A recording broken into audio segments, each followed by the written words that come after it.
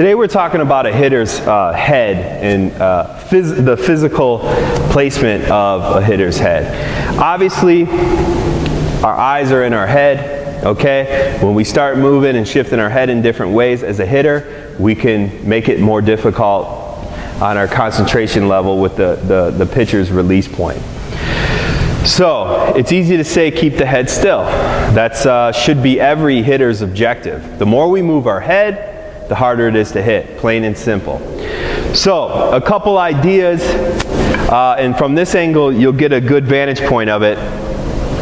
What I work on hitters with is to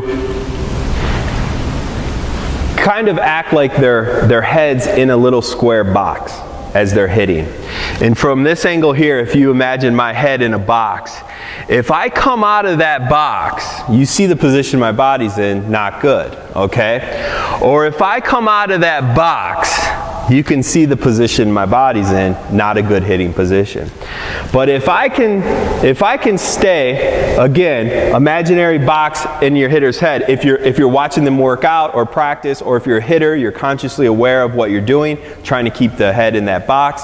If you're watching tape of hitters, you really want to focus on the head in that box, and you want to get to the point where I can do my load, my stride land, attack with the hands, and then now that whole time I never really strayed outside of that box, okay? Again, I'm going through the whole progression with the load, hands start to swing, approach, right, level through the ball, and that whole time my head stayed in that area of that box, okay? That's a good way that I use, that I found that works with hitters.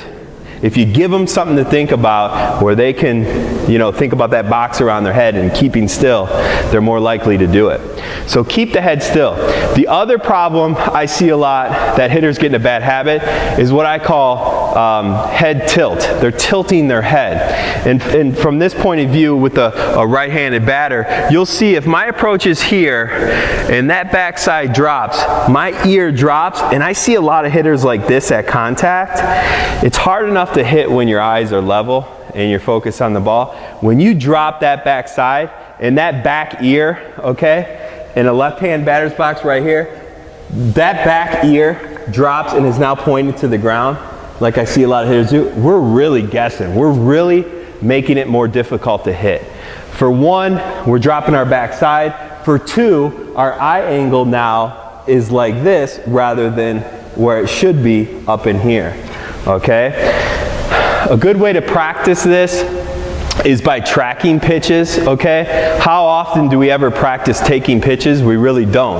But if you can put your hitters in situations where maybe they can stand in while pitchers are getting their work in and on side sessions or bullpen sessions, what we'll be able to do is really concentrate on our setup, right? But really concentrate on working that, really what is your neck that's just turning your head. It's turning your head all the way in without any of this, and you're keeping your head upright, and it's your neck that's just turning pitches. All right, so to really work on that, what comes down to a neck turn, okay? Where we get in trouble is this right here. All right, if that back ear is dropping, pointing towards the ground, whether you're righty or lefty, we have head tilt. We don't want head tilt. Keep the head still in the box. Again, everything's attached. It's easier said than done, but when you're watching a hitter on tape or whatever, it's a big problem point with hitters. Keep that head still.